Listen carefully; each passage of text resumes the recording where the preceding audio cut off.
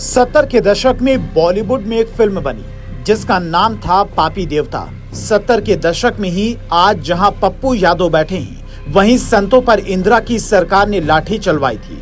उसी वक्त कृपात्री महाराज ने इंदिरा को श्राप दिया, लेकिन दौर बदला, हिंदुस्तान की सोच बदली। हालांकि अल्पसंख्यकों के लिए बहुसंख्यकों का अपमान करने का तरीका नहीं बदला। पापी देवता फिल्म से लेकर पप्पू यादव का संसद के बाहर किया गया ड्रामा एक जैसा लगता है। 70 के दशक में ही इंदिरा गांधी हज यात्रियों के प्रेम में डूब जाती हैं और सब्सिडी का ऐलान करती हैं। 60 के दशक में उनके पिता पंडित नेहरू मुसलमानों को अनैतिक ताकत देते हैं और 3 तलाक जैसे कानून में छूट देते हैं और हिंदुओं की शादी के कठोर नियम तैयार करते हैं। यानी कांग्रेस की सोच कभी बदली नहीं।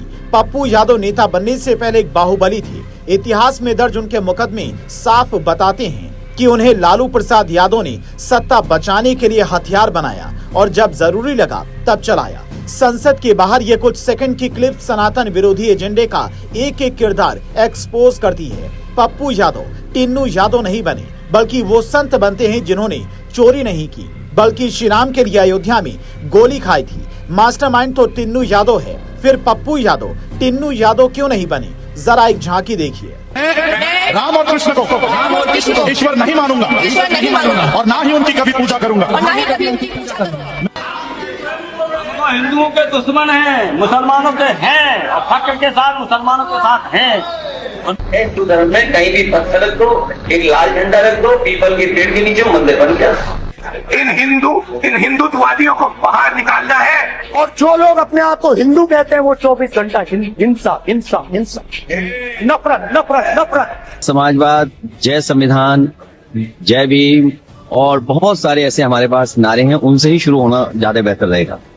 ये कोई नई साजिश नहीं है। जो काम पहले बॉलीवुड के जरिए किया जाता था, आज वो काम हमारे माननीय सांसद कर रहे हैं। हमारे नेताओं में इस बात की होड़ है कि कौन सबसे बड़ा सनातन विरोधी है, कौन है जो मुसलमानों के वोट का असली हकदार हो सकता है। वक्फ बोर्ड की लूट पर ये नेता अक्सर चुप रहते हैं, जबकि वक्फ बोर्ड धर्म के नाम पर दशकों से इसी देश में गरीबों की जमीन डकारता रहा है। भारत की आजादी के बाद अल्पसंख्यकों के हिसाब से कई कानून बनाए गए। पहले नेहरू ने, फिर इंदिरा गांधी, फिर राजीव आए। इसके बाद सोनिया के राज में मनमोहन सिंह कई कानून लाए। अब विपक्ष में रहते हुए ये सभी सनातन के विरोध में अयोध्या की घटना पर पूरे हिंदू समाज का मजाक बना रहे हैं, जिस पर संत नाराज हैं। पप्पू यादव संत के रूप में इसलिए आए क्योंकि यूपी में भगवाधारी सीएम है, लेकिन पप्पू यादव शायद बिहार से कभी यूपी नहीं पहुंचे। यूपी की जनता से योगी के बारे में नहीं जान पाए। अगर उन्हें मालूम होता तो उन्हें ये भी पता होगा कि योगी सनातन के रक्षक हैं और राम मंदिर में हुई चोरी के बाद भी हिंदुओं की आस्था बीजेपी को लेकर सवालों के घेरे में हो सकती है, लेकिन योगी पर यकीन कायम है, क्योंकि योगी दुबक कर बैठने वाले सीएम नहीं है, बल्कि कहते हैं कि दूध का दूध पानी का पानी कर दूंगा। पप्पू यादव और अवधेश पासी जो मजाक संसद के बाहर उड़ा रहे हैं, कुछ समय पहले तक संसद के भीतर भी दिख रहा था। जैसे समाजवादी पार्टी ने अयोध्या का राजा अवधेश प्रसाद को बता दिया था।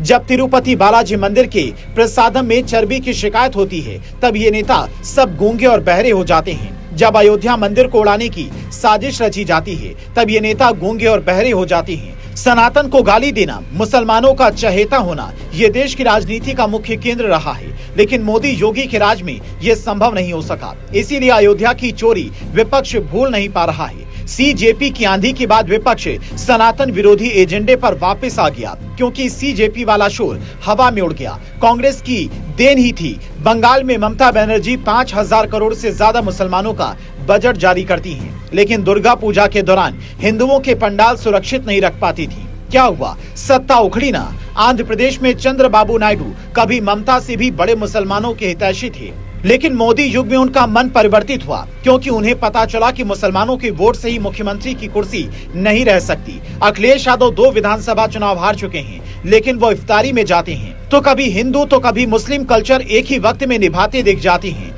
यानी हमारे नेता अब कंफ्यूज हैं, किधर चले, इधर या उधर।